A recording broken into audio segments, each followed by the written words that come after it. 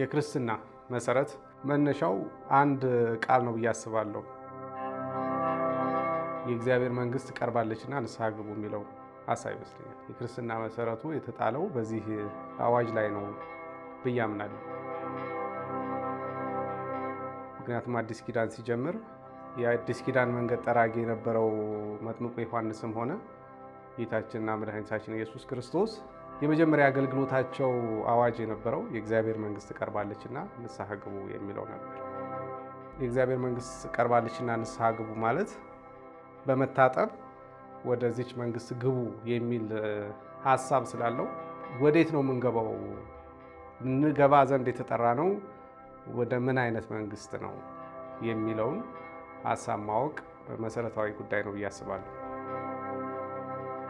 ስለ እግዚአብሔር መንግስት ስናስብ የእግዚአብሔር መንግስት ቀርባለች ያሉት ጌታ ኢየሱስ ክርስቶስም ሆነ መጥምቁ ዮሐንስ የምትጠበቅ የነበረች መንግስት ስለነበረች ነው። ያ ማለት ግን አዲስ የተፈጠረች መንግስት እግዚአብሔር የዛን ሰዓት ላይ መንግስቱን የጀመረ ማለት ሳይሆን ኢየሱስ ክርስቶስ እንዳለው እኔ በእግዚአብሔር ጣት አጋንንትን የማወጣ ከሆነ የእግዚአብሔር መንግስት በመካከላችሁ ናት ማለት ነው እንዳለ ወደ መካከላችሁ መጥታለች ማለት ነው እንጂ የእግዚአብሔር መንግስት ቀድሞ አልነበረችም ማለት አይደለም። ስለዚህ ስለ እግዚአብሔር መንግስት መጽሐፍ ቅዱስ ምን ያስተምረናል የሚለውን ማወቅ መሰረታዊ የክርስትና ሀሳብ ነው።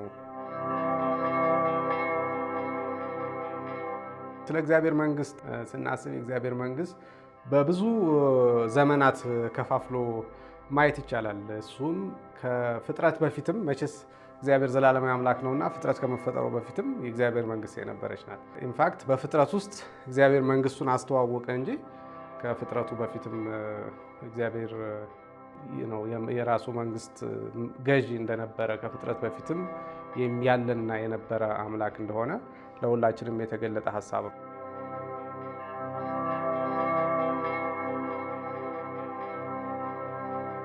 እኛ ከምናውቀው ፍጥረት በፊት እግዚአብሔር በምን ሁኔታ ላይ ነበረ መንግስቱን ሲገልጥ የነበረው የሚለውን ሀሳብ ስንመለከት ራሱ የዘፍጥረት መጽሐፍ አንድ የሚሰጠን ጥቆማ አለ። ምን የሚል ሀሳብ አለ? እዛው ዘፍጥረት 1 ላይ እንደዚህ የሚል ሀሳብ ታገኛላችሁ። በመጀመሪያ እግዚአብሔር ሰማይና ምድርን ፈጠረ ብሎ ቁጥር 2 ላይ ምድርም ቅርጽ የለሽና ባዶ ነበረች፣ የምድርም ጥልቅ ስፍራ ሁሉ ጨለማ ውጦት ነበረ፣ የእግዚአብሔር መንፈስ በውኆች ላይ ይረብብ ነበር የሚል ሀሳብ ታገኛላችሁ። ይሄ ሀሳብ ምድርም ቅርጽ የለሽና ባዶ ነበረች የሚለው ሀሳብ በአንዳንድ ትርጉሞች ላይ በተለይ በቀደሙት ትርጉሞች ላይ ምድርም ቅርጽ የለሽና ባዶ ሆነች የሚል አተረጓጎም አለው። ያ ማለት ምድር እግዚአብሔር ከፍጥረቱ ሲፈጥራት ቅርጽ አልባና ባዶ ነበረች ማለት ሳይሆን በጊዜ ሂደት ውስጥ ምድር ቅርጽ አልባና ባዶ ሆነች፣ የምድርም ጥልቅ ስፍራ ሁሉ ጨለማ ውጦት ነበረ ማለት መጀመሪያውኑ በጨለማ የተዋጠ ነበር ማለት ሳይሆን በጊዜ ሂደት የምድር ጥልቅ ስፍራዎች ሁሉ በጨለማ ተዋጡ የሚል ሀሳብ እንዳለው ተደርጎ የሚተረጎም ሀሳብ ነው። ይሄ እንዳልኳችሁ አንዳንድ ትርጉሞች በዚህ መልኩ ያስቀምጡታል። ባያስቀምጡት እንኳን ደግሞ እግዚአብሔር ፍጥረቱን ሁሉ መልካም አድርጎ ፈጥሮ ሲያበቃ በሆነ ጊዜ ላይ ተበላሽቶ ካልሆነ እግዚአብሔር ከስነ ፍጥረቱ እንደዚህ አይነት ቅርጽ አልባና የተበላሸ ነገር እንዴት ሊፈጥር ቻለ የሚልም ሀሳብ ማንሳት እንችላለን። እግዚአብሔር ሲፈጥር ቅርጽ አልባና የተበላሸ ነገር ፈጥሮ ሳይሆን ራሱ ያበላሸውን እያስተካከለ ሳይሆን እግዚአብሔር መልካም አድርጎ የፈጠራት ምድር ተበላሽታ ነበረ፣ ጠፍታ ነበረ፣ ቅርጽ አልባ ሆና ነበር፣ ባዶ ሆና ነበር፣ በጨለማ ተውጣ ነበር የሚል ትርጓሜ መስጠት ይቻላል ማለት ነው። ይሄንን የሚያብራራልን ሌላ የመጽሐፍ ቅዱስ ክፍልም አለ። ይሄም የሚገኘው ትንቢተ ኤርምያስ ምዕራፍ 4 ላይ ከቁጥር 22 ጀምሮ እስከ 26 ያለውን ሀሳብ ስትመለከቱ ምን ይላል? ሕዝቤ ቂሎች ናቸው፣ እኔንም አያውቁኝም፣ ማስተዋል የጎደላቸው መረዳትም የማይችሉ ልጆች ናቸው፣ ክፋትን ለማድረግ ጥበበኞች፣ መልካም መስራትን ግን የማያውቁ ናቸው። ምድርን ተመለከትኩ፣ እነሆ ቅርጽ የለሽና ባዶ ነበረች፣ ሰማያትንም አየሁ፣ ብርሃናቸው ጠፍቷል። ተራሮችን ተመለከትኩ፣ እነሆ ይንቀጠቀጡ ነበር፣ ኮረብቶችም ሁሉ ተናጡ። አየሁ፣ ሰውም አልነበረም፣ የሰማይ ወፎች ሁሉ በረው ጠፍተዋል። ተመለከትኩ፣ እነሆ ፍሬያማው ምድር በረሃ ሆነ፣ ከተሞች ሁሉ በእግዚአብሔር ፊት ከብርቱ ቁጣው የተነሳ ፈራረሱ ይላል እና ይሄ እንደምታዩት ከዘፍጥረት ምዕራፍ 1 ቁጥር 2 ጋር ይመሳሰላል አይደለም? ተመሳሳይነት አለው ማለት እኔ የተመለከትኩ ይልና ቅርጽ የለሽና ባዶ ሆና ነበር ምድር ነው የሚለው። እዚህ ሀሳብ ላይ ስመለከት ምድር ቅርጽ አልባና ባዶ ሆና ነበር ወይም ባዶ ነበረች። ሰማያትንም ሳይ ብርሃናቸው ጠፍቷል። ያ ማለት ቀድሞ ብርሃን ነበራቸው፣ ግን ምን ሆኗል አሁን ማለት ነው? ጠፍቷል ማለት ነው። ስለዚህ ኦሪጂናሊ ብርሃን ስላልነበራቸው ሳይሆን በሆነ ምክንያት ብርሃናቸው ጠፍቷል፣ ጨለማ ሆነዋል የሚል ሀሳብ የሚያንጸባርቅ ሆኖ ትመለከታላችሁ። ተራሮችን ተመለከቱ፣ እነሆ ይንቀጠቀጡ ነበር፣ ኮረብቶቹ ተናጡ፣ እንደዚህ እያለ ሄድና ፍሬያማው ምድርም በረሃ ሆነ ይላል። ፍሬያማ የነበረው በረሃ የሆነው በጊዜ ሂደት እንጂ በመጀመሪያ ፍሬያማ ነበረ የሚለውን ሀሳብ የሚያሳይ ነው ማለት ነው። ስለዚህ ከኛ ከምናውቀው ከፍጥረት በፊት አንዳች የተከናወነ ነገር አለ ማለት ነው። ቀድሞ የነበረ ዓለም እንደነበረ መጽሐፍ ቅዱስ ሂንት ይሰጠናል። ስለዚህ ይሄ ለምን ተከሰተ የሚል ጥያቄ ከመጠየቅ ነው ነገሮችን ለመረዳት የምንሞክረው። ያንን ስናደርግ ደግሞ የእግዚአብሔር መንግስት ከፍጥረት በፊት የነበራትን መልክ በተወሰነ መልኩ ሊያንጸባርቅ የሚችል ሆኖ እናገኘዋለን።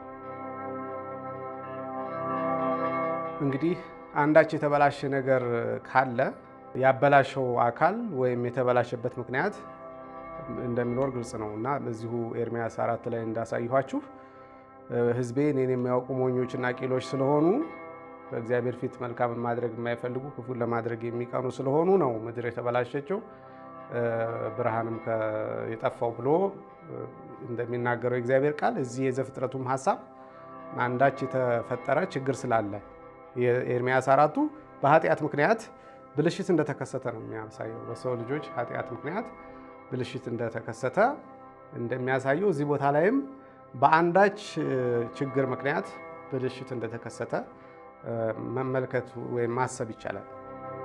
ይሄንን ካልን እንዴት ብልሽት ሊከሰት ይችላል? መጽሐፍ ቅዱስ ምን የሚሰጠን ሂንት አለ ብለን ስንመለከት የመጀመሪያውን ውድቀት ነው የምናገኘው።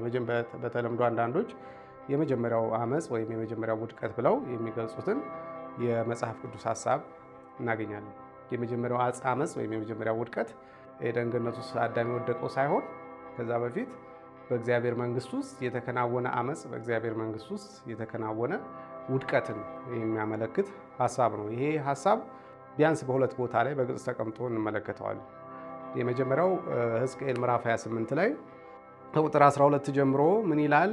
የሰው ልጅ ሆይ በጢሮስ ንጉሥ ላይ ሙሾ አሞሽተህ እንዲህ በለው፣ ጌታ እግዚአብሔር እንዲህ ይላል፣ ጥበብን የተሞላህ ውበትም የተፈጸመ መደምደሚያ አንተ ነህ። በእግዚአብሔር ገነት በኤደን ነበርክ። የከበረ ዕንቁ ሁሉ ሰርዲዮን፣ ቶፓዚዮን፣ አልማዝ፣ ቢረሊ፣ መረግድ፣ ያሰጲድ፣ ሰምጴር፣ በሉር የሚያብረቀርቅ ዕንቁ ወርቅ ልብስህ ነበረ። የከበሮህና የእምቢልታ ሥራ በአንተ ዘንድ ነበረ። በተፈጠርክበትም ቀን ተዘጋጅተው ነበር። አንተ ለትጋርድ የተቀባህ ኪሩብ ነበርክ። በተቀደሰው በእግዚአብሔር ተራራ ላይ አኖርሁህ። በእሳት ድንጋዮች መካከል ተመላለስክ። ከተፈጠርክበት ቀን ጀምረህም በደል እስከሚገኝብህ ጊዜ ድረስ በመንገድ ፍጹም ነበርክ። በንግድህ ብዛት ግፍ በውስጥህ ተሞላ፣ ኃጢአትንም ሰራ። ስለዚህ እንደ ርኩስ ነገር ከእግዚአብሔር ተራራ ጣልሁህ። የምትጋርድ ኪሩብ ሆይ ከእሳት ድንጋዮች መካከል አጠፋሁህ። በውበትህ ምክንያት ልብህ ኮርቷል። ከክብርህ የተነሳ ጥበብህን አረከስህ። በምድር ላይ ጣልሁህ፣ ያዩህም ዘንድ በነገሥታት ፊት ሰጠሁህ። በበደልህ ብዛት በንግድህም ኃጢአት መቅደስህን አረከስህ። ስለዚህ እሳትን ከውስጥ አውጥቻለሁ፣ እሷን በልተሃለች። በሚያዩህም ሁሉ ፊት በምድር ላይ አመድ አድርጌሃለሁ ይላል እና ይሄ ክፍል ስለ ሰይጣን ውድቀት ወይም ስለ ዲያብሎስ ውድቀት የሚያሳይ ክፍል እንደሆነ ነው ብዙዎች የሚስማሙት። እኔም በዚህ ሀሳብ እስማማለሁ እና እዚህ ቦታ ላይ በጢሮስ ንጉሥ ተመስሎ ቢቀመጥም ሀሳቡ ስለ ሰይጣን የሚያወራ እንደሆነ ብዙዎች ይስማማሉ። እንዳልኳቸው የውበት መደምደሚያ ተብሎ እዚህ ቦታ ላይ የተገለጠ እግዚአብሔር በጣም ልዩ አድርጎ የፈጠረውና የእግዚአብሔርን ገነት የሚጠብቅ የእግዚአብሔርን ዙፋን የሚጠብቅ ኪሩብ የነበረ የእግዚአብሔር ፍጡር በእግዚአብሔር መንግስት ውስጥ ይኖር እንደነበረ ያሳያል እና ይሄ ፍጡር ወይም ይሄ ኪሩብ በእግዚአብሔር ላይ እንዳመፀ ትመለከታላችሁ። በእግዚአብሔር ላይ ያመፀበት ምክንያት ደግሞ ትዕቢት በውስጡ ከመፈጠሩ የተነሳ የተከሰተ እንደሆነ የሚያሳይ ነገር አለ። ምን የሚል ነው? በውበት ምክንያት ልብህ ኮርቷል ይላል። ኦኬ፣ ከላይ ምን የሚል ነገር ነበረ? በተፈጠርክበት ጊዜ ያንተ ሰውነት የተፈጠረበት መንገድ ሲያስቀምጥ የከበረ ዕንቁ ሁሉ ሰርዲዮን፣ ቶፓዚዮን፣ አልማዝ፣ ቢረሊ፣ መረግድ፣ ኢያሰጲድ፣ ሰምጴር፣ በሉር፣ የሚያብለጨልጭ ዕንቁ፣ ወርቅ እነዚህ ነበሩ ልብሶችህ ብሎ ይናገራል። ሶ በጣም ውብ ነበረ ማለት ነው ሲፈጠር። ይሄ ብቻ ሳይሆን የከበሮና የእምቢልታ ስራ በአንተ ዘንድ ነበረ ይላል። ሚውዚካል ነበረ ማለት የሆነ ፍጥረቱ ራሱ ማማር ብቻ ሳይሆን የራሱ ድምፅም አለው። ሜይ ቢ አሁን ይሄን በኮምፕሬንድ ለማድረግ ነው በሚከብድ መልኩ ለመረዳት ራሱ በሚከብድ መልኩ በጣም ውብ ተደርጎ የተፈጠረ እንደነበረ ትመለከታላችሁ። ከላይ እንደምትመለከቱት ደግሞ ጥበብን የተሞላ ውበትም የተፈጸመ መደምደሚያ አንተ ነህ ይለዋል። ኦኬ፣ ሶ በጣም ሱፐር ኢንተለጀንት በጣም ጠቢብ የነበረና ጠቢብ ብቻ ሳይሆን የውበት መደምደሚያ ምን ማለት ነው? በቃ ፐርፌክት ነበር ማለት ነው። ፍጹም የነበረ ውብ የነበረ ኪሩብ። ይሄንን ያገኘው ግን ከማን ነው? ከእግዚአብሔር ነው። እግዚአብሔር የሰጠው ፍጡር ስለሆነ ፍጡር ነህ ስላለ በተፈጠርክበት ጊዜ ስለሚል እግዚአብሔር የፈጠረው ሆኖ ሳለ ግን እግዚአብሔር በሁለንተና የፈጸመው ነበር። በጥበብም በውበትም ፍጹም አድርጎ የፈጠረው እንደነበረ ትመለከታላችሁ። እና ይሄንን መሰረት አድርጎ ግን ልብህ ኮራ ይላል። ልብህ ኮራ እና ኃጢአት በውስጥ ተገኘብህ ይለዋል መጽሐፍ ቅዱስ። በዚህ ምክንያት ጣልኩህ ይለዋል። ጣልኩህ እሳቴን ከውስጥ አወጣው ሲለው ትመለከታላችሁ። ስለዚህ አሁን ይሄ ምን የሚነግረን ነገር አለ? በዚህ ፍጽምና ውስጥ የተፈጠረ የእግዚአብሔር ኪሩብ የነበረ በእግዚአብሔር ዙፋን ዙሪያ ካሉት ኪሩቦች አንዱ የነበረ አንድ ታላቅ የእግዚአብሔር ፍጡር በእግዚአብሔር መንግስት ውስጥ ሲያምጽ ትመለከታላችሁ። ሲኮራ ትመለከታላችሁ። ኃጢአት ሲያስብ ትመለከታላችሁ። ምን ብሎ አሰበ ብላችሁ ስትጠይቁት ደግሞ ኢሳይያስ 14 ላይ 12፣ 13 እና 14 ያሉት ቁጥሮች ምን ይላል? ይሄንኑ አካል አንተ የንጋት ልጅ አጥቢያ ኮከብ ሆይ እንዴት ከሰማይ ወደቅህ ይለዋል። ከሰማይ የወደቀበት ምክንያት ሲናገር ምን ይላል? አሕዛብን ያዋረድህ አንተ ሆይ እንዴት እስከ ምድር ድረስ ተቆረጥህ? አንተን በልብህ ወደ ሰማይ አርጋለሁ፣ ዙፋኔንም ከእግዚአብሔር ከዋክብት በላይ ከፍ ከፍ አደርጋለሁ፣ በሰሜንም ዳርቻ በመሰብሰቢያ ተራራ ላይ እቀመጣለሁ፣ ከደመናዎች ከፍታ በላይ አርጋለሁ፣ በልዑልም እመሰላለሁ አልክ ይላል። አያችሁት? ውበቱና ጥበቡን እግዚአብሔር የሰጠው ውበትና ጥበብ በጣም ከፍተኛ ስለነበረ በጣም በተለየ መልኩ የከበረ ስለነበረ ምን ብለህ አሰብክ ይለዋል። በልብህ ቅድም የነገርኳችሁ ኩራቱ ወደ ምን አመጣው? ወደ ሰማይ አድርግና ዙፋኔን ከእግዚአብሔር ከዋክብት በላይ ከፍ ከፍ አደርጋለሁ አለ። እግዚአብሔር ከዋክብት የሚላቸው መጽሐፍ ቅዱስ ሊትራሊ እነዚህ ያሉትን ፊዚካል ከዋክብቶች ማለት ሳይሆን በእግዚአብሔር ልጆች ወይም በእግዚአብሔር መላእክትን የሚመለከት እንትን ነው፣ ኤክስፕሬሽን ነው። እና በእግዚአብሔር መላእክት ላይ በእግዚአብሔር ልጆች ላይ ከፍ ከፍ ላለው ምን ማለት ነው? እሰለጥናለሁ፣ የእነሱ አለቃ ሆናለሁ ማለት ነው። ሴንሱ የእነሱ አለቃ ሆናለሁ፣ በእግዚአብሔር ከዋክብት በላይ ከፍ ከፍ አደርጋለሁ፣ በሰሜን ዳርቻ በመሰብሰቢያ ተራራ ላይ እቀመጣለሁ፣ ከደመናዎች ከፍታ በላይ አርጋለሁ፣ ከዛዝ በልዑልም እመሰላለሁ አለ። በልዑልም እመሰላለሁ ማለት እንደ እግዚአብሔር ሆናለሁ ማለት ነው። እንደ እግዚአብሔር ሆናለሁ፣ እንደ እግዚአብሔር ፍጥረት ሳይሆን እንደ ራሱ እንደ እግዚአብሔር ሆናለሁ ማለት ከእግዚአብሔር ጋር ጎን ለጎን እቀመጣለሁ የሚል ኢምፕሊኬሽን ሳይሆን እተካለሁ እግዚአብሔርም ማለት ነው። በሌላ ማለት እግዚአብሔርም እተካለሁ ብሎ አሰበ እና ይሄ እንግዲህ በጣም ከባድ ውስጡ የተፈጠረው ኩራት እና ትዕቢት ወደ ምን አመጣው ማለት ነው። ለምን እግዚአብሔርን አልተካም፣ ለምን የፈጠረኝን አልተካም ብሎ እንዲያስብ አደረገው። ይሄ የመጀመሪያው ውድቀት የመጀመሪያው አመፅ ነው ማለት ነው። ይሄ የመጀመሪያው አመፅ ምናልባት ቅድም ወደ ነገርኳችሁ የዘፍጥረት 1:2 ሴናሪዮ አምጥቶ ሊሆን ይችላል የሚል አስተሳሰባል። ብዙ ሰዎች እንደዚህ ያስባሉ። እኔም እንደዚህ አስባለሁ። ምን ማለት ነው? እግዚአብሔር ሰማይና ምድርን ከጊዜ መፈጠር በፊት ነው የፈጠራቸው። እንደምታውቁት ምዕራፍ 1 ቁጥር 1 ላይ በመጀመሪያ እግዚአብሔር ሰማይና ምድርን ፈጠረ ይበል እንጂ አንድ ቀን የሚለው የቀን አቆጣጠር የሚጀምረው በኋላ ላይ እግዚአብሔር ብርሃናትን ከፈጠረ በኋላ ነው። የመጀመሪያው ቀን የሚለው ያኔ ነው የሚጀምረው እንጂ ሰማይና ምድር የተፈጠሩት ከብርሃን መፈጠር በፊት ነው ማለት ነው። ሰማይና ምድር የተፈጠሩት ሰማይና ምድር ታዲያ ለምን የተበላሹ ሆነው ታዩ? በተለይ ስለ ምድር ሲናገር ምድር ቅርጽ አልባና ባዶ ነበረ፣ ጨለማ በጥልቁ ላይ ነበረ። እንዲህ የሚለው በዚህ አመፅ ምክንያት ወደ ምድር ጣልኩ ስለሚል ቁጥር 17 ላይ በውበት ምክንያት ልብ ኮርቷል፣ ከክብሬ የተነሳ ጥበብህን አረከስህ፣ በምድር ላይ ጣልሁህ፣ ያዩህም ዘንድ በነገስታት ፊት ሰጠሁህ ይላል። ስለዚህ በአመፀ ጊዜ ወደ ምድር ጣልሁ ስለሚል ከዛ ዶሜን ከእግዚአብሔር ዶሜን ወጥቶ ወደዚህ ወደ ፊዚካል ሬልም ሲጣል ወደ ቁሳዊው ዓለም ወደ ምድራዊው ዓለም ወይ ወደሚታየው ዓለም ሲጣል የተከሰተ ዲስትራክሽን ሊሆን ይችላል፣ ጥፋት ሊሆን ይችላል የሚል ምልከታ አለ። ያ ማለት እግዚአብሔር ጣልኩህ ሲል በቃ ወርውሬ ያሰርኩህ ወይም የሆነ ነገር ውስጥ ቆለፍኩብህ አይነት መልእክት ያለው አይደለም። ለምንድን ነው የሌለው? በብዙ የመጽሐፍ ቅዱስ ክፍሎች ላይ የተጣለው አካል የምድር ገዢ እየተባለ ተጠቅሷል። ስለዚህ ወደ ዓለም ተጣለ ማለት ተጣለ፣ ተወረወረ፣ በቃ ታሰረ፣ አከተመ ማለት ሳይሆን ከእግዚአብሔር እንትን ውስጥ ከእግዚአብሔር ሐሳብ ውስጥ ከእግዚአብሔር ጋር የመተባበር መብትን አጣ። ከእግዚአብሔር ጋር ኢንሃርመኒ መሆን ወይም ከእግዚአብሔር ጋር የተባበረ አይነት ህይወቱን አጣ። ከዛ ህልውና ውስጥ ወጣ ማለት ነው እንጂ ማስተዳደሩን አቆመ ወይም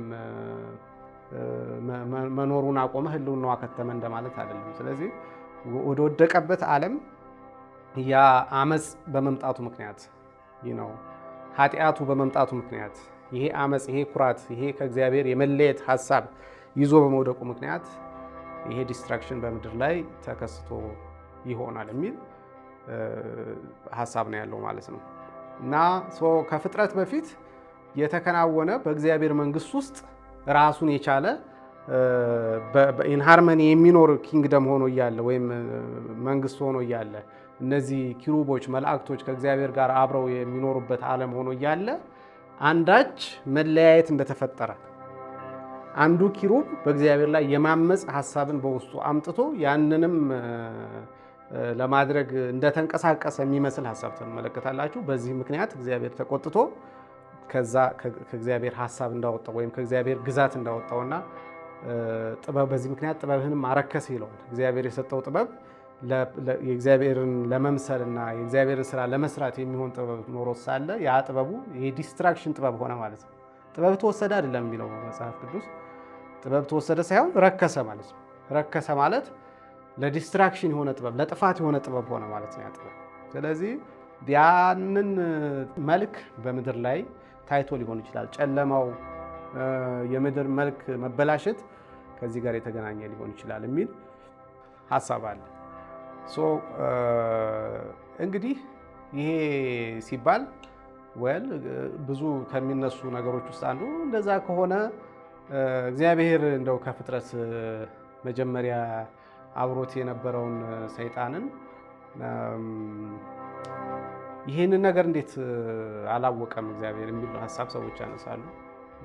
አንዱ የሚነሳው ትልቁ ነጥብ ይሄ ነው እና እግዚአብሔር ለምን ሰይጣን ውስጥ ይሄ ሀሳብ ነበረ? ኦሪጂናሊ ሲፈጠርም እንደዚህ የመውደቅ ፖቴንሻል ነበረው ወይስ ድንገት ነው የተፈጠረው? ድንገት ከተፈጠረስ እንዴት እግዚአብሔር ከመፈጠሩ በፊት ራሱን ከመፍጠሩ በፊት ራሱ እንደሚወድቅ ወደፊት ማየት እንዴት አልቻለም? እንዴትስ ድንገት የተፈጠረም ከሆነ ደግሞ እንዴት እግዚአብሔር የማያውቀው ነገር ይኖራል የሚል ሀሳብ የሚያነሱ ሰዎች አሉ።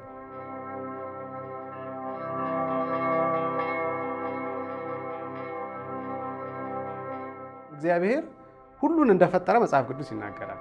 ስለዚህ ኢንክሉዲንግ የሰይጣን የሰውም ዋቴቨር ያለውን የመውደቅ ፖቴንሻል እግዚአብሔር ካልፈጠረው ከየትም ሊመጣ አይችልም። ይህንን ማመን ያስፈልጋል። አንዳንዶች እግዚአብሔርን ለማጽደቅ በሚያደርጉት ጥረት በኮቴሽን ውስጥ እግዚአብሔርን ለማጽደቅ እግዚአብሔር እንደዚህ አይነት ነገር አይፈጥርም።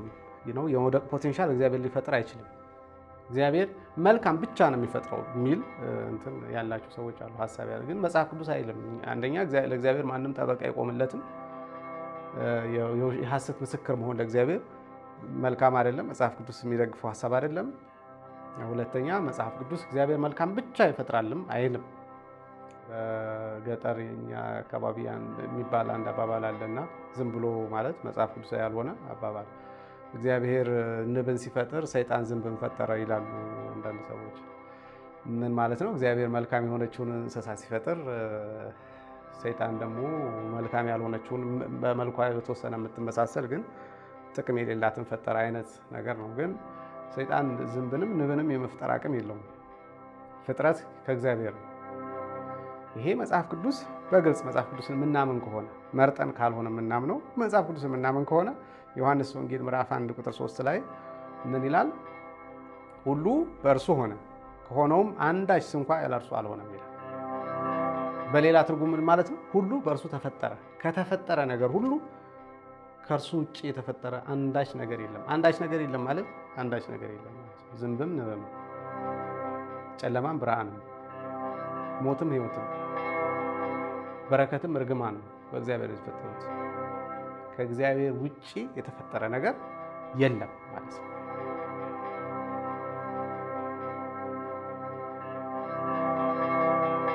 ሌላው የኢሳይያስ ትንቢት ምዕራፍ 45 ቁጥር 7 ላይ ምን ይላል?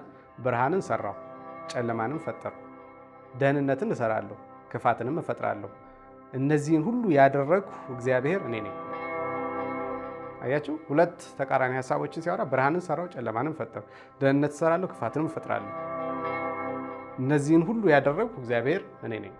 ስለዚህ ያለ እግዚአብሔር የተፈጠረ አንዳች ነገር የለም ማለት እግዚአብሔር ከሆነ ይህን ሁሉ የፈጠረው እንዴት ይሄ ኢምፐርፌክት የሆነ ነገር በሰይጣንም ውስጥ ሆነ በሰዎችም በስነ ፍጥረት ውስጥ እንዴት ሊኖር ቻለ የሚል ሀሳብ ሊነሳ ይችላል። ይሄ ግን ያው በጣም ሰፊ ሀሳብ ቢሆንም ይሄ በተለምዶ ዱዋሊቲ የሚባል ሁለት ተቃራኒ ግን ተመሳሳይ የሆኑ ኃይሎች ባሉበት ውስጥ ነው ስነ ፍጥረት ኤግዚስት የሚያደርገው። ምን ማለት ነው? ተራራ ያለ ቁልቁለት አይኖርም፣ ቁልቁለት ያለ ተራራ አይኖርም እንደማለት ነው። ተራራ ካለ ኦልዌይስ ቁልቁለት አለ ማለት ነው። ኦኬ፣ ተራራ ብቻ ነው መኖር ያለበት ብትሉ ኤግዚስት ማድረግ አይችልም። ቁልቁለት ካለ ነው ተራራ ሊኖር የሚችለው፣ ተራራ ካለ ነው ቁልቁለት ሊኖር የሚችለው። ስለዚህ ቁሳዊ ነገርን ለመፍጠር ሁለት ተቃራኒ ነገሮች ያስፈልጋሉ። ሁለት ኦፖዚት ነገሮች ናቸው ኮኤግዚስት የሚያደርጉት እና እነሱ ናቸው ፊዚካል ነገር የሚፈጥሩት ወይም ቁሳዊ ነገርን የሚፈጥሩ ሁለት ተቃራኒ ነገሮች ናቸው። ያ ማለት ነው ለብቻው ሴፓሬትሊ ነጥላችሁ ካወጣችሁት ነው ክፋት የሚሆነው እንጂ ክፋት ከመልካምነት ጋር ኮኤግዚስት በሚያደርግበት ሰዓት ፐርፌክሽንን ይፈጥራል። በሁለቱ ፍጭት ውስጥ ነው ግሮዝ ያለው እድገት ያለው ፍጻሜ ያለው በሁለቱ ፍጭት ውስጥ ነው። ምን ማለት ነው? ክፋት ከመልካምነት ጋር በሚያደርገው ፍጭት መልካምነት ፍጽምና ላይ ይደርሳል። አሁን ልክ እዚህ የሳጥናኤልን ሀሳብ ወይም የሰይጣንን ሀሳብ ብትመለከቱ ውብ ነው። አት ዘ ሴም ታይም ደግሞ አንድ ፈተና አለበት። ምንድነው ፈተናው? ኩራት አለበት። ሶ ዋት ኢፍ ኩራቱን በመታዘዝ ሰፕረስ አድርጎት ቢሆንስ? በመታዘዝ ጨቁኖት ቢሆንስ? ኩራትን ወደ ፐርፌክሽን ይመጣ ነበር ማለት ነው። ይህንን ጌታችን ኢየሱስ ክርስቶስ አድርጎ በሳጥናኤል የተፈጸመውን ስህተት ጌታችን ኢየሱስ ክርስቶስ አድርጎ አሳይቶናል። ምን ይላል? ፊልጵስዩስ 2 ላይ እሱ በእግዚአብሔር መልክ ሲኖር ሳለ ይላል። ኖት በእግዚአብሔር ዙሪያ ሲኖር ሳለ፣ በእግዚአብሔር መልክ ሲኖር ሳለ ከእግዚአብሔር ጋር መተካከልን ሊለቀው የሚገባ ነገር እንዳልሆነ አድርጎ አልቆጠረውም። ስለዚህ በራሱ ፈቃድ የባሪያን መልክ ያዘ ይላል። ወይ በእግዚአብሔር መልክ መኖር ሊለቀቅ የሚገባው ጉዳይ አይደለም። ምክንያቱም በእግዚአብሔር መልክ ለመኖር ሳጥናኤል ወይም ሰይጣን ያመፀበት ነገር ሆኖ ሳለ ጌታችን ኢየሱስ ክርስቶስ ግን ምን አደረገ? በእግዚአብሔር መልክ ሲኖር ሳለ እሱን መልቀቅ አይገባኝም አላለም። እሱን ለቆ የባሪያን መልክ ያዘ፣ ራሱን ባዶ አደረገ ይላል። ስለዚህ በመታዘዝ ይሄንን የከፍታን ፈተና ትልቅ ሆኖ የመታየት ፈተናን ትልቅ ሆኖ የመኖር ፈተናን በመታዘዝ ሲለቀው እግዚአብሔር አምላክም ምን አለ ይላል? ያለ ልክ ከፍ ከፍ አደረገው ይላል። ስለዚህ ሰይጣን ይሄንን ቴምፕቴሽን በራሱ መጥፎ አይደለም ማለት ነው። በራሱ መጥፎ ሳይሆን መጥፎ የሚሆነው ካሸነፈ ነው። ቴምፕቴሽን ከተሸነፈ ግን ፈተናው ከተሸነፈ ግን ይህንን የመታዘዝን ጉልበት የመታዘዝን ኃይል ትላንት ከነበረው ያልቀዋል ማለት ነው። ያለ ልክ ከፍ ከፍ ያደርገው ነበር ማለት ነው። ሰይጣን ያ ዊክነስ የተሰጠው ለእድገቱ ይሆን ዘንድ ነው ማለት ነው። ፈተና እግዚአብሔር የፈጠረው ቢሆንም ዊክነሱ ድካሙ ደካማ ጎኑ እግዚአብሔር የፈጠረው ቢሆንም ነገር ግን እንደው ምናልባት ትክክለኛ ምሳሌ ይሁን አይሁን አላቅም፣ ግን ምንድነው ቴሲስ እና አንቲቴሲስ ተፋጭተው ሲንቴሲስ ይፈጥራሉ እንደሚባለው ወደ ፐርፌክሽን ያመጣው ነበር ማለት ነው። ምናልባት ከነበረበት የውበት ደረጃና የጥበብ የፍጽምና ደረጃ በላይ የመሆኛ እድሉ ነው እንጂ እግዚአብሔር እሱን ለመጣልም የመንግስቱ ስጋት ይሆን ዘንድ ለመፍቀድም አልነበር የሚያስቀምጠው። እግዚአብሔር ግን አሁን ይሄ ፍሪ ዊል የሚለውም በዚህ ውስጥ ነው የሚመጣው ማለት ነው። ነፃ ፈቃድ የሚለውም የሚመጣው የሚመረጥ ነገር ከሌለ ነፃ ምርጫ አይኖርም። ዛስ ዋይ ዊክነስ ስላለ ነው። በስነ ፍጥረት ውስጥ አለው ዊክነስ የመውደቂያ አለ፣ ፖቴንሻል አለ። ያ የመውደቂያ ፖቴንሻል ግን በተቃራኒው ስትመለከቱት ወደ ፍጽምና የመውጫ ፖቴንሻል ነው ማለት ነው። በመታዘዝ ውስጥ ወደ ፍጽምና የመውጫ ፖቴንሻል ነው። ስለዚህ መታዘዝና መኩራት በስነ ፍጥረት ውስጥ ያሉ የመውደቂያ ወደ ከፍታ የመምጫ እንትኖች ናቸው። ሁለት ተቃራኒ ፎርሶች ናቸው ማለት ነው። ስለዚህ አሁን ሰይጣን በምን ወደቀ ማለት ነው? ለእድገቱ ለፍጽምናው የተሰጠው ያለመታዘዝ ፖቴንሻል አቅም ውስጡ ያለው የመታዘዝም ያለመታዘዝም ምርጫ እያለው አለመታዘዝን በመምረጥ ወደቀ። በወደቀ ጊዜ ግን እግዚአብሔር ከሱ ጋር የመተባበርን መብት አሳጣው፣ ከሱ ህልውና ወጣው፣ እሳቱን ከውስጡ አወጣና ጣለው ማለት አሰረው ማለት እንዳልሆነ ወይም ህልውናው እንዲያከትም አደረገው ማለት እንዳልሆነ ማወቅ ያስፈልጋል። እና ከዛ በኋላ የሰይጣን ህልውና ይቀጥሏል ማለት ነው። እንግዲህ ሂንት ከሚሰጡን ነገሮች ውስጥ አንዱ ለምሳሌ ኢዮብ መጽሐፍ ላይ ምዕራፍ 1 ከቁጥር 6 እስከ 11 ያለውን ሐሳብ ብንመለከት ምን የሚል ሐሳብ ታገኛላችሁ? ከዕለታት አንድ ቀን እንዲህ ሆነ፣ የአምላክ ልጆች በእግዚአብሔር ፊት ለመቆም መጡ፣ ሰይጣንም ደግሞ በመካከላቸው መጣ ይላል። አሁን ይሄ በእግዚአብሔር ፊት የአምላክ ልጆች ይቆማሉ። የአምላክ ልጆች የሚላቸው ሰዎች አይደሉም። ቅድም ጠቆም ያረኳችሁ በተለምዶ ከዋክብት ተብለው የሚጠቀሱት አንዳንዴ መላእክት ተብለው ሊጠቀሱ የሚችሉ የእግዚአብሔር ልጆች የሚባሉ ግን በጥቅሉ ፍጡራን ናቸው። በእግዚአብሔር መንግስት ውስጥ ያሉ፣ በእግዚአብሔር ዙፋን ዙሪያ ያሉ፣ በእግዚአብሔር ዘለዓለማዊ መንግስት ውስጥ ድርሻ ያላቸው የእግዚአብሔር ልጆች የሚባሉ አሉ። ይመጣሉ፣ በእግዚአብሔር ፊት ይቆማሉ። በሚቆሙ ሰዓት ላይ ሰይጣንም አብሮ መጣ ይላል እና እግዚአብሔር ሰይጣንን ከወዴት መጣህ አለው። ሰይጣንም ምድርን ሁሉ ዞርኩ በእርሷም ተመላለስኩ ብሎ ለእግዚአብሔር መለሰ። ወደ ምድር የተጣለው ሰይጣን ምድርን ዞርኩ ብሎ ለእግዚአብሔር ሪፖርት ያደርጋልና እግዚአብሔርም ሰይጣንን በውኑ ባሪያዬን ኢዮብን ተመለከትከውን? በምድር ላይ እንደርሱ ፍጹም ቅን እግዚአብሔርን የሚፈራ ከክፋት የራቀ ሰው የለም አለው። ሰይጣንም ለእግዚአብሔር እንዲህ ብሎ መለሰ፣ በውኑ ኢዮብ እግዚአብሔርን የሚፈራ በከንቱ ነውን? እርሱንና ቤቱን በዙሪያውም ያሉትን ሁሉ አላጠርክለትምን? የእጁን ስራ ባርከህለታል፣ ከብቱም በምድር ላይ በዝቷል። ነገር ግን እጅን ዘርግተህ ያለውን ሁሉ ዳብስ፣ በእውነት በፊት ይሰድብሃል አለው። ሰይጣን ነው ለእግዚአብሔር እንደዚህ የሚለው። አሁን ይሄ ቻሌንጅ ነው። ለእግዚአብሔር ቻሌንጅ ሲያቀርብ ትመለከታላችሁ። ያ ማለት እግዚአብሔር ከሀሳቡ አወጣው፣ ከግዛቱ አወጣው፣ ከመንግስቱ አወጣው እንጂ ኬዙን ወይም አምንበታለሁ እኔ የተሻልኩ ነኝ የሚለውን ሀሳቡን ይዞ የመቀጠል መብት ሰጥቶታል ማለት ነው።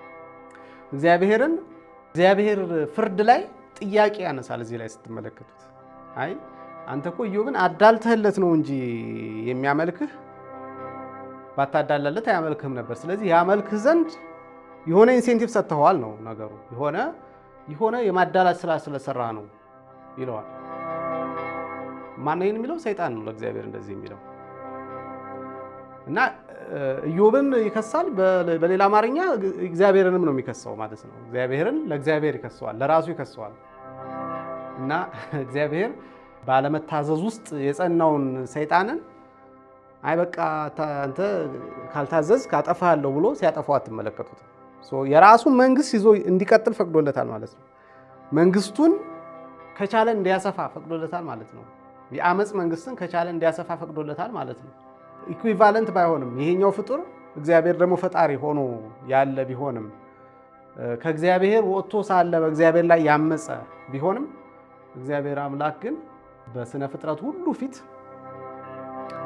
አመፁን በአመፅ መንገድ ሄዶ እሲ ገልጠዋለሁ የሚለውን መንግስት አሳየዋለሁ የሚለውን አቅሙን ፖቴንሻሉን ያለውን የመንግስት ስርዓት ያሳይ ዘንድ የፈቀደለት ይመስላል እዚህ ቦታ ላይ ስትመለከቱት። ምክንያቱም ለራሱ ሲከሰው መልሶ አይ አይደለም ታሪኩ እንደምታውቁት ባልባረከውም ያልከውን ነገር ባላደርግለትም አይሰድበኝም ብሎ በኢዮብ ሲወራረድ ትመለከታላችሁ። እናቱ ዘ ኤክስቴንት ያለውን ሁሉ ዳብስ ብሎ ይፈቅድለታል ሰይጣን። ያለውን ሁሉ እንትን በል ግን ህይወቱን መንካት አትችልም ሲለው ትመለከታላችሁ። ይሄ በጣም ኤክስትራኦርዲነሪ ነው ማለት ከዛ ኢዮብ ላይ የደረሰውን ታሪክ ታውቃላችሁ፣ የተከሰተውን ነገር። የሰይጣን እንትን እግዚአብሔርን መምሰል ይፈልግ ነበር ወይም እግዚአብሔርን መተካት ይፈልግ ነበር። እግዚአብሔር ኦኬ መተካት ትፈልጋለህ? አዎ ሂድና በራስህ መንገድ በራስህ አካሄድ ያንተ አገዛዝ የተሻለ መሆኑን ግለጥ ብሎ ከሱ ጋር መተባበርን ቆርጦ ለራሱ ሀሳብ አሳልፎ ሰጥቶታል ማለት ነው። ለራሱ ፈቃድ አሳልፎ ሰጥቶታል ማለት ነው እንጂ አስሮታል ወይም አጥፍቶታል ማለት እንዳልሆነ ይሄ ቃል በደንብ ሂንት ይሰጠናል ብዬ አስባለሁ።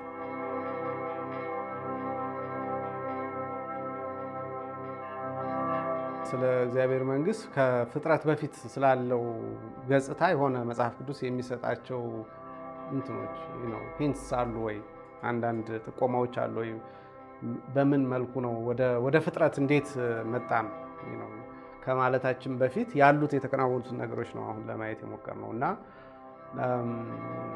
የእግዚአብሔር መንግስት ከመጀመሪያ ያለውን መልክ ስትመለከት ሁለንተናዊ እንደሆነች መገመት ይቻላል።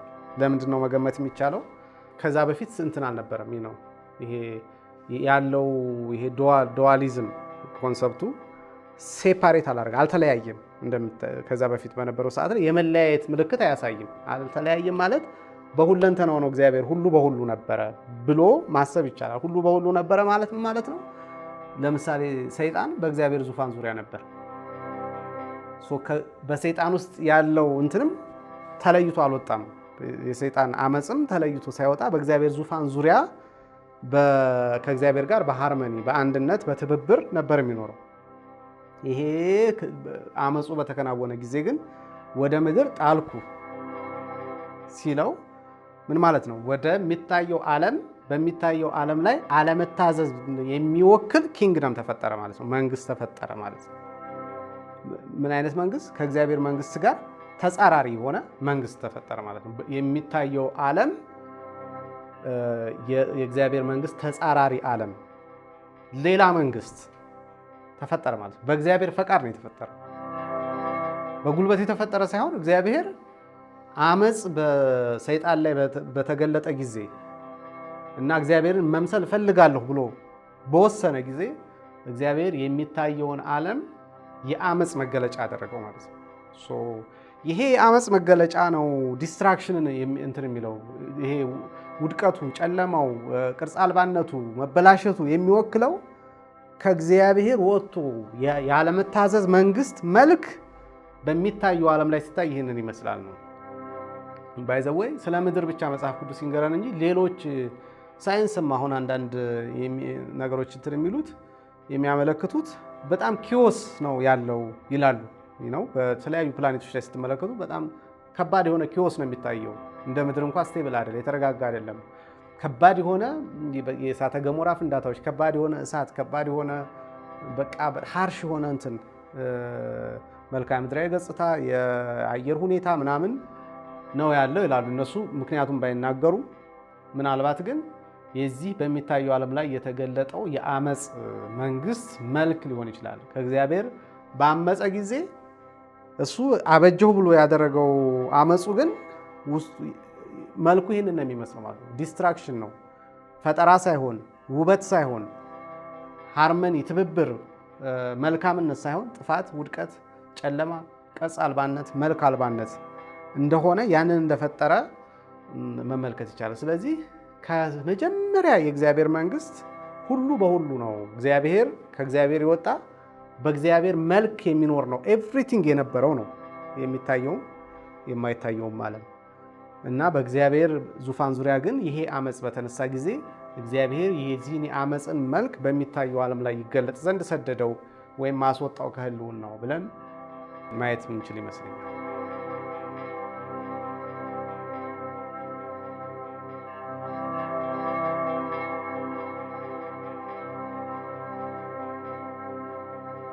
የእግዚአብሔር መንግስት ቀርባለችና ንስሐ ግቡ የሚለው ባትቀርብስ ንስሐ መግባት አይኖርብንም ወይ አይነት ሀሳብ ያልከው፣ የእግዚአብሔር መንግስት ቀርባለችና ንስሐ ግቡ እኮ የሚለው ሀሳብ ምንድን ነው? ቅድም እንዳልነው ሁሉም በሁሉ ከሆነው የእግዚአብሔር መንግስት ውስጥ አመፅ ወጣ ብለናል አይደል? አመፅ ወጥቶ በምድራዊ ዓለም ላይ ወይም በፊዚካል ወይም በቁሳዊው ዓለም ላይ ተገለጠ። በሌላ አማርኛ ማለት ነው የቁሳዊው ዓለም ገዢ ወይም የምድራዊ ዓለም ገዢ ሰይጣን ሆነ ማለት ነው። በእግዚአብሔር ፈቃድ፣ እግዚአብሔር ፈቅዶ ማለት ነው። እግዚአብሔር ፈቅዶ ሊያጠፋው ሳይሆን ራሱን ይሄ ፈቃዱን ኢንተርቴን ያደርግ ዘንድ ያሳይ ዘንድ ለፍጥረት ዓለሙ ይገልጥ ዘንድ። ምክንያቱም ስለ ልምራ እያለ እኮ ነው። እነከሌ ልምራ እያለ ነው ያለው እና እነከሌ እያዩ በፍጥረታዊው ዓለም ላይ የራሱን የገዥነት ስኪል የራሱን ክሌም እያደረገ ያለውን ሀሳብ ያንጸባርቅ ዘንድ ይገልጥ ዘንድ እግዚአብሔር ሰጠው ማለት ነው። አሳልፎ ሰጠው ማለት ነው። ለፈቃዱ አሳልፎ ሰጠው ማለት ነው። ስለዚህ የእግዚአብሔር መንግስት ካልቀረበች እዚህ ቁሳዊ ዓለም ላይ ላሉ ፍጡራን የእግዚአብሔር መንግስት ካልቀረበች ንስሐ ስትገባ እኮ አሁን ንስሐ መግባትን እኛ ዝም ብሎ እንትን ስለምናደርገው ነው አይዲያል ስለምናደርገው ነው እንጂ ንስሐ መግባት ማለት እኮ ከሆነ ቦታ ላይ ተነቅለህ ወደሆነ ቦታ መግባት ማለት ነው። የሆነ ነገርን መካድ፣ የሆነ ዓለምን መካድ፣ ወደ ሌላኛው ተቃራኒው ዓለም መግባት ነው ንስሐ መግባት ማለት። ስለዚህ ሁለቱ መኖር መቻል አለባቸው ጎን ለጎን። ለምሳሌ ሃይፖቴቲካሊ ማለት ነው በረሃ ውስጥ ብቸኛ ቤት ብትኖር፣ አንድ ቤት ብትኖር እና በውድቅት ሌሊት ከቤቱ ባለቤት ጋር እንደው ነገር አላማረኝም ብለህ ብትጣል እና እዚህ ቤት በፍጹም አላድርም ብለህ ወጥተህ ብትሄድ ሌላ የምትታድርበት ጎረቤት ቤት በሌለበት ምንድን ነው የምትሆነው? አዘኝ እንደው ዘደይ ወደ ባሰ እንትን ውስጥ ነው የምትገባው። ወደ ባሰ ጨለማ ውስጥ፣ ወደ ባሰ ምናልባት የአውሬ ራት ወይም ወደ ድንግዝግዝ ዓለም ውስጥ ነው የምትገባው እንጂ ራስን የምታድንበት የምትጠለልበት ሌላ መንግስት መኖር መቻል አለበት። ስለዚህ የእግዚአብሔር መንግስት ቀርባለች ንስሐ ግቡ ማለት ተስፋ የሚሰጥ ነው። አሁን ንስሐ ብትገባ በሰይጣን ዓለም ላይ ብታምፅ ከዚህ በኋላ ከአንተ ጋር አልኖርም ብለህ ኪዳንህን ብታፈርስ እኔ ጋር መግባት ትችላለህ ነው ሴንሱ። እዚህኛው መንግስት ጋር መግባት ትችላለህ። የእግዚአብሔር መንግስት ከለላ ትሆንልሃለች። የእግዚአብሔር መንግስት መዳኛ መጠለያ ትሆንሃለች ነው እንትኑ ሴንሱ። ስለዚህ ንስሐ ይሆን ዘንድ የእግዚአብሔር መንግስት መምጣት አለበት። አለዛ ምንም ምንድነው ከጠላትህ ጋር የባሰ ተጣልተህ ሌላ እንትን ነው መከራ ነው እንጂ ልታተርፍ የምትችለው ተጨማሪ መከራ ነው እንጂ ልታተርፍ የምትችለው ወደ መዳን ልትመጣ አትችልም። ወደ መዳን ትመጣ ዘንድ የመዳን መንገዱ ሊቀርብ ይገባል ነው። ዛስ ዋይ ይሄ እንትን ዲክላሬሽን ይሄ አዋጅ ተስፋ የሚሆነው ትልቅ ተስፋ የሚሆነው ትልቅ ዜና የሚሆነው ለዛ ወንጌልም ዜና የሚሆነው ለዛ ነው። ማምለጥ ትችላለህ። ከዚህ ወጥተህ ወደ ዘላለም መዳኛ ውስጥ መግባት ትችላለህ። ይህን ሊነካህ አይችልም፣ ሊያሳድድህ አይችልም። አፍርሰህ እንዴት ከኔ ጋር ትሄዳለህ ብሎ ሊበቀልህ አይችልም፣ ሊያጠፋህ አይችልም ማለት ነው። ሁለተኛው ያነሳው ሐሳብ ትንሽ አወዛጋቢ ሐሳብ ነው። እንዴት ነው አወዛጋቢ የሚሆነው? እግዚአብሔር ነፃ ፈቃድ ሰጠ ብለናል። ያ ነፃ ፈቃዱ የሚመረጥ ምርጫንም ጨምሮ ነው፣ የመምረጥ አቅምንም ጨምሮ ነው የሰጠው። ግን ዞሮ ዞሮ መቼ እንደምትመርጥ ምን እንደምትመርጥ ዝንባሌህን እያወቀ ወይም ምርጫህን እያወቀ እሱ ነውና የፈጠረህ። ሁለተኛ ደግሞ እሱ ሁሉን አዋቂ ስለሆነ ወደፊትም ወደኋላም የሚያውቅ አምላክ ስለሆነ ዞሮ ዞሮ የምትመርጠውን ካወቀ የፈጠረህ ለዛ ምርጫ ነው ማለት ነው እና ነፃ ፈቃድ አልሰጠህም ማለት ነው ዞሮ ቴክኒካሊ የሚል ሀሳብ አለ። እና ይሄ ከምንድን ነው የሚነሳው መሰላችሁ? እንደዚህ አመለካከት የሚነሳው በደጋፊዎቹ በእግዚአብሔር ደጋፊዎች ነን በሚሉ ሰዎች በኩል እግዚአብሔር ሁሉን አዋቂ ስለሆነ በሰይጣን ውስጥ የተቀመጠውን ምርጫ ምን ሊመርጥ እንደሚችል አለማወቅ አይችልም ነው። በእግዚአብሔር ወዳጆች በኩል የሚሰጠው እንትን በሰይጣን ውስጥ ሰይጣን ነገ ምን እንደሚመርጥ ያውቃል። አመፅን እንደሚመርጥ እያወቀ ነው የፈጠረው። ምክንያቱም እሱ ሁሉን አዋቂ ስለሆነ እንዴት ከሱ ሊሰወር አይችልም ነው። ሁለተኛው እግዚአብሔርን የሚከሱ ሰዎች ደግሞ እግዚአብሔር ሁሉን አዋቂ ነው ካላችሁ ምን እንደሚመርጥ እያወቀ እንደሚወድቅ እያወቀ ከፈጠረው እግዚአብሔር ፍትሐዊ አምላክ አይደለም ማለት ነው። ሌሎቹን ደግሞ አሁን ከሰይጣን ተጻራሪ ያሉትን እነ ሚካኤልን እነ ገብርኤልን ደግሞ እንዳይወድቁ አድርጎ ነው የፈጠራቸው። ስለዚህ የወደቀው እንዲወድቅ አድርጎ ስለፈጠረው ነው እንጂ መውደቅን ስለመረጠ አይደለም። ገብቷቸው? አሁን ይሄ ከምንድን ነው የሚነሳው? እግዚአብሔርን መደገፍ አለብኝ ከሚል በአንድ በኩል፣ እግዚአብሔርን መቃወም አለብኝ ከሚል በሌላ በኩል ካለ አመለካከት ነው የሚነሳው። ሁለቱም ግን ልክ አይደለም። ሁለቱም እግዚአብሔር መደገፍ አለብኝም ብለህ አትነሳም። እግዚአብሔር የሚደግፉትን አይፈልግም፣ ይደግፋል እንጂ አይደገፍም። እግዚአብሔር በማንም አይደገፍም። እግዚአብሔርንም እቃወማለሁ ተብሎም መነሳት ትክክለኛ አካሄድ አይደለም። እኛ አሁን ለምን ያንን እንደተከሰተ አናቅም። ቱ ቢ ኦነስት ማለት እግዚአብሔር ሁሉን አዋቂ እንደሆነ ብቻ እግዚአብሔር ሁሉን አዋቂ እንደሆነ ምንም መጽሐፍ ቅዱስ የሚያስረግጥልን ነው። ሁለተኛ ፍጥረታት በሙሉ በሱ ከተፈጠሩ እያንዳንዷን ነገር እግዚአብሔር ዲዛይን አድርጎ የፈጠራት ስለሆነ እያንዳንዷ ነገር ፐርፐስ ስላላት እግዚአብሔር የማያውቀው ነገር የለም። ኦብቪየስሊ ከእግዚአብሔር ውስጥ ሁሉ ወጥቶ ሲያበቃ እግዚአብሔር ጊዜን ጨምሮ እኮ ነው። ጊዜ ጨምሮ ከእግዚአብሔር ነው የወጣው። እግዚአብሔር ወደፊትም በሱ ውስጥ ነው ያለው። ባለፈው ብቻ እኮ አይደለም፣ አሁን ያለንበት ብቻ አይደለም፣ ወደፊትም እሱ ውስጥ ነው ራሱ ያለው እና ያ ቃል ሳይሆን ሲጀምር እሱ ውስጥ ነው ኤቭሪቲንግ ያለው። እኛ ራሳችን እሱ ውስጥ ነው ያለነው። ከዛ ውስጥ ከዛ ውጭ የሆነ ነገር የለም። ሁለተኛ መንግስት ራሱ እንዲያስተዳድር ለሰይጣን ፈቀደለት ስንል እኮ እግዚአብሔር ነው የፈቀደለት እና እኛ አሁን እንትን ማለት ያለ በሰውኛ ነው። በሰውኛ እናወራ ከተባለ ግን እግዚአብሔር አለማወቅ አይችልም የሚለው ራሱ እግዚአብሔርን ዝቅ አድርጎ መመልከት እንደሆነ መረዳት ያስፈልጋል። ገብቷችኋል? እግዚአብሔር ከፈለገ አለማወቅም ይችላል። ምን ማለት መሰላችሁ? እንደዛ ተብሎ ስላልተጻፈ ይሄን ዴፊኒት የሆነ እንትን አድርጎ መውሰድ አይቻልም። ግን ምን ብሎ መከራከር ይቻላል? እግዚአብሔር ሲፈጥር ሰውንም ሆነ መላእክትንም ሆነ ሲፈጥር ነፃ ፈቃድ ሲሰጥ ምርጫንም ከራሱ ዕውቀት ሰውሮ ሊሰጥ ይችላል። እግዚአብሔር አስፈልግ ምን ማለት ነው? በተለምዶ ሶቨርኒቲ የሚባለው ሉዓላዊነትንም ጭምር ሊሰጥ ይችላል። የምርጫ ሉዓላዊነትን ከራሱ ዕውቅና ሊሰውር ይችላል። ማለት እግዚአብሔር ሁሉን ይችላል ማለት አለማወቅም ይችላል ማለት ነው። እግዚአብሔር ማወቅ ብቻ ነው የሚችለው ካላችሁ እግዚአብሔር መልካም ብቻ ነው የሚፈጥረው ከሚለው ጋር ተመሳሳይ ነው ይህ አመለካከት።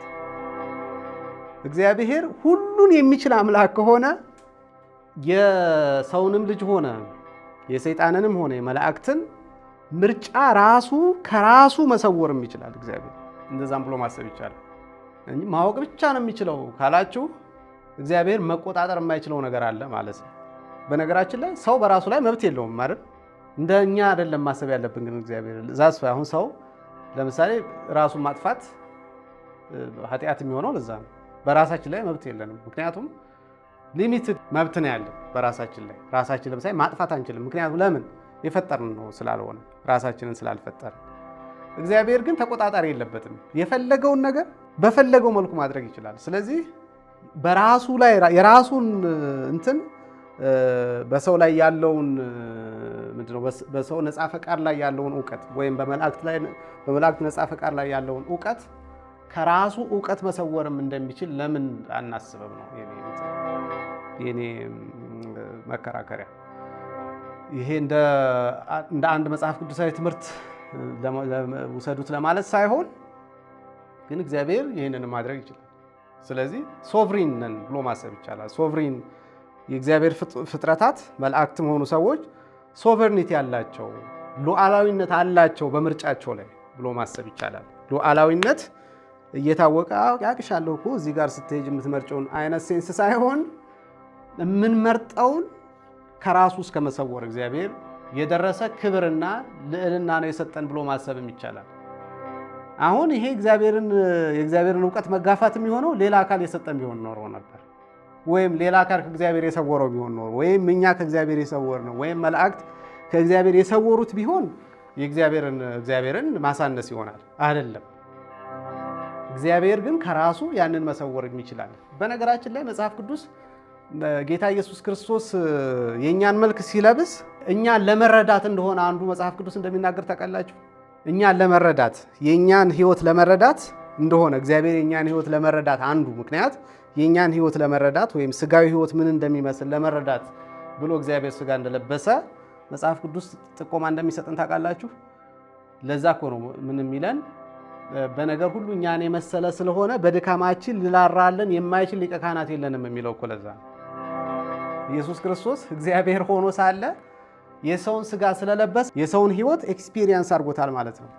አሁን ይሄ እግዚአብሔር ሁሉን አዋቂ አይደል እንደ በስጋ ውስጥ ምን እንደሚሰማኝ እኮ ሰው መሆንም ሳይጠበቅበት ሊያውቅ ይችል ነበር ብለን መከራከር አንችልም እንዴ? እንችላለን እኮ። እና ለምንድን ነው እኛን የመሰለ ሊቀ ካህናት ስላለን ይራራልናል የምንለው? ድሮስ እኛን ሳይመስል እውቀቱ ሊሚትድ ስለነበረ ነው። ምናልባት አሁን ካልኳችሁ ከሶቨርኒቲ ወይም እግዚአብሔር ከሰጠን ሉዓላዊ የምርጫ ስልጣን ጋር የተገናኘ ሊሆን ይችላል ይሄ ብላችሁ በዚህ መልኩ መገንዘብ የሚቻል ይመስለኛል። አንድ ኦልተርኔቲቭ ማለት ነው።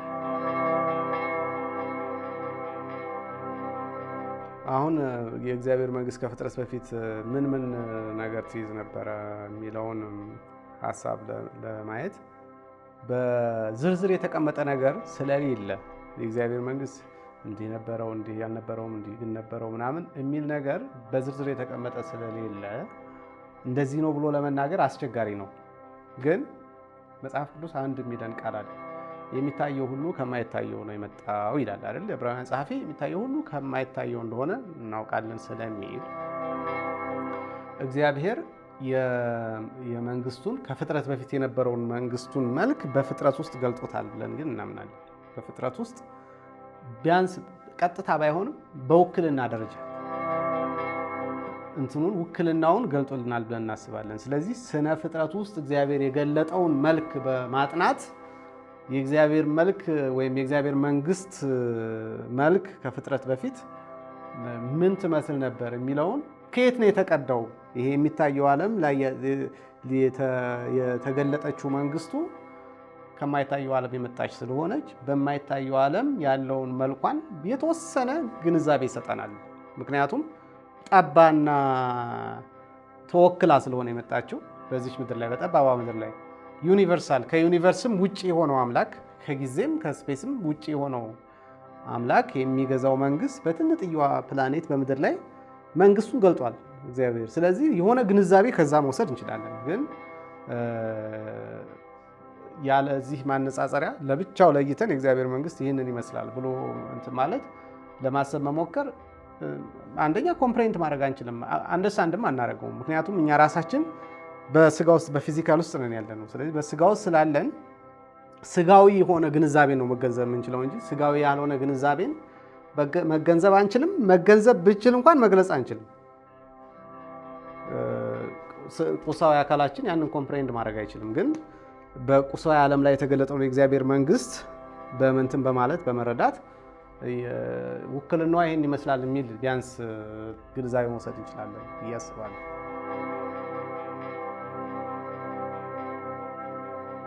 በቃ ሰው ሊናገረው ያልተገባውን ነገር አየሁ ይላል። ምንም ማለት አይቷል፣ ኦብቪየስሊ አይቷል፣ ሰምቷል ምናምን፣ ግን ሰው ግን ሊናገረው ሊያስበው የሚችለው ነገር አይደለም። መጽሐፍ ቅዱስ ዓይን ያላየው ጆሮ ያልሰማው በሰው ልብ ከቶ ያልታሰበው ይላል። ስለምንኖር ሰው መንግስትም ሲያወራ ማለት ነው። ልታየው በሰውኛ ነው፣ በሰውኛ ዓይን፣ በሰውኛ ጆሮ፣ በሰውኛ ልብ ኮምፕሬንድ ማድረግ የምትችለው ልትገነዘበው የምትችለው አይደለም የእግዚአብሔር መንግስት። መልስኑ ግን አለ፣ ውክልናው ግን አለ በምድር ላይ። እሱን በማጥናት የእግዚአብሔር መንግስት በምድር ላይ የተገለጠችባቸውን መንገዶች ከፍጥረት በኋላ የተገለጠችባቸውን መንገዶች በማየት ግንዛቤዎችን መውሰድ እንችላለን። ግሊምስ ነገር መውሰድ እንችላለን።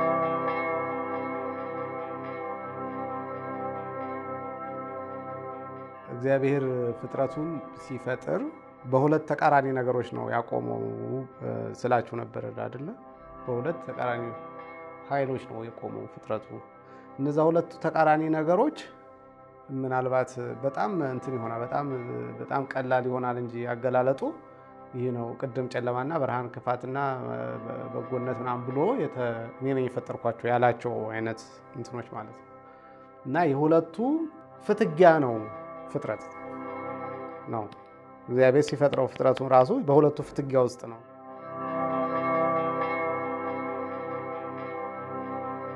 ይሄ እግዚአብሔርን አይመለከትም። ምን ማለት ነው? እግዚአብሔር በዚህ ፍትጊያ ውስጥ ይኖራል ማለት ግን አይደለም። ፍጥረቱ ነው በዚህ ፍትጊያ ውስጥ የሚኖረው። እግዚአብሔር በዚህ ፍትጊያ ውስጥ የማይኖረው ለምንድን ነው ብትሉ፣ እግዚአብሔር አያድግም፣ እግዚአብሔር አይማርም፣ እግዚአብሔር አያድግም። ፍጡራኑ ግን ይማራሉ፣ ያድጋሉ። ምን ማለት ነው? ወደ እግዚአብሔር ፍጽምና ለመምጣት ማለት ነው። ወደ እግዚአብሔር ፍጽምና የሚመጡት በእንትን ነው። ሉዓላዊነታቸውን እንትን እያረጉ ኤክሰርሳይዝ እያረጉ ነው። እግዚአብሔር ከሉዓላዊነቱ ሼር አድርጓል ማለት ነው ለፍጥረቱ። ገብቷችኋል? እግዚአብሔር ፍጹም አድርጎ መፍጠር ይችል ነበር እኮ ሁሉንም። እግዚአብሔር ሁሉን ፍጥረቱን ፍጹም አድርጎ መፍጠር አልፈለገም። ሁሉን ፍጥረቱን ፍጹም አድርጎ ከፈጠረው ፍጥረቱ ቴክኖሎጂ ሆነ ማለት ነው አይደል? እንደ ቴክኖሎጂ ሆነ ማለት ነው። ምንም ኤረር የሌለው የሆነ ሲበላሽም ራሱ ፊክስ የምታደርገው ፈጣሪ ፊክስ የሚያደርገው ከሆነ ቴክኖሎጂ ነው ማለት ነው። ነገር ግን እግዚአብሔር ፍጥረቱን በዛ መልኩ አይደለም የፈጠረው። ሉዓላዊነቱን የራሱን ሉዓላዊነት ሼር አድርጎታል ለፍጥረቱ እና ሼር ስላደረገው ክፋትና በጎነትን አንድ ላይ እንትን ብሎ በፍጭት ውስጥ እንዲሆኑ አድርጎ በፍጥረቱ ውስጥ የከተተበት ምክንያት ሉዓላዊነታቸውን ኤክስፒሪየንስ እንዲያደርጉት ነው። እየተለማመዱ በዛ ውስጥ ስታድግ ምን ትሆናለህ ማለት ነው? ፍጹም ብቻ ሳይሆን የምትሆነው እንደ እግዚአብሔር ትሆናለህ ማለት ነው። ፍጹም ሲደመር ሉዓላዊ ነው እንድንሆን የተፈለገው ማለት ነው። ፍጥረቱ እንዲሆን የተፈለገው እና ይሄ ፍትጊያ ለዚህ ፍትጊያ የሚሆን የሁለት ተቃራኒ ኃይሎች እርሾ ፍጥረቱ ውስጥ ውላለ። ድንገት እንደተለወጠ ማሰብ አንችልም። ለምን ደግሞ አንችለው? አንዴ ይሄ ነገር መጣበት አይደለም የሚለው ወደ ክፋት ተቀየረ እንጂ አድጎ ወደ ክፋት ተቀየረ። ያ እርሾ ክፋት እስኪገኝበት ድረስ ነው የሚለው። ያ እንትን ወደ አክሽን ሲለወጥ ወደ ተግባር ሲለወጥ ነው እንጂ እንትን ያለው የተገኘው የረጅም ጊዜ ሂደት ሊሆን ይችላል። ሜይ ቢ 1000 ዓመታት ሜዲቴት የተደረገ የታሰበበት የተወጣ የተወረደበት በነገራችን ላይ እንደዚህ በተወሰነ መጽሐፍ ቅዱስም እንትን የሚሰጠን ምልክት የሚሰጠን ሰዎችም ብዙ እንደዛ የሚያምኑበት ነገር ምንድን ነው? ቡድን የመቧደን ሁላ ስራ ምናምን እንደሰራ ነው አይደለ? ሰይጣን በሰማይ የራሱን ቡድን እንዳቧደነ ምናምን ከእሱ ጋር አብረው እንትን የሚሉ በእግዚአብሔር ላይ የሚያምፁ የእሱ ሰራዊት እንዳደራጀ እንደዚህ እንትኖች አሉ። መጽሐፍ ቅዱስም ዮሐንስ ራዕይ ምዕራፍ 12 ላይ ምን ይላል? በሚወርድበት ጊዜ ዘንዶ ከሰማይ ከዋክብት ሲሶውን በጭራው ይዟቸው ወረደ ይላል አይደል? የእግዚአብሔር የሰማይ ከዋክብት ምንድን ናቸው ብያቸዋለሁ? የእግዚአብሔር ልጆች ናቸው የሰማይ ከዋክብት የሚባሉ። ሲሶ ማለት 1/3 በሱ ጭራ ተይዘው ወደቁ፣ ወደ ምድር ወደቁ ማለት አብረው ወረዱ ማለት ነው። የእሱ እንትን አካል ሆኑ ማለት ነው። ያ በጉልበት አስገድዶ ወሰዳቸው ማለት አይደለም። ወይም ጣላቸው የጎተታ ወረዳቸው አይነት ማለት አይደለም። እሱማ እግዚአብሔር ፕሮቴክት ያደርጋቸዋል። ቢቂሱ አቅም እንኳን ቢኖረው የእግዚአብሔር ፕሮቴክሽን እያላቸው የጎተተ መጣል እንደማይችል ምንም ግልጽ ነው።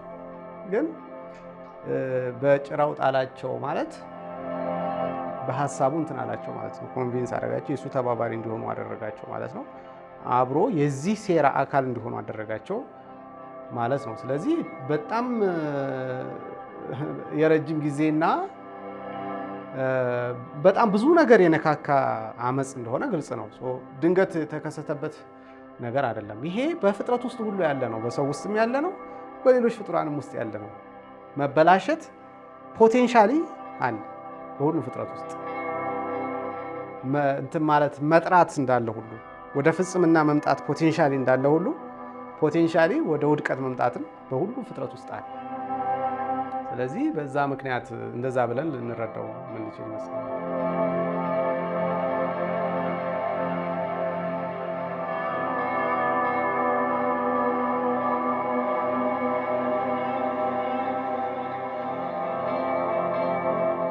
እንግዲህ ከፍጥረት በፊት ይሄ ሁሉ እንትን ከተከሰተ በኋላ አመፅ ጥፋትን አመጣ ብሎ መጀመር ይቻላል ማለት ነው።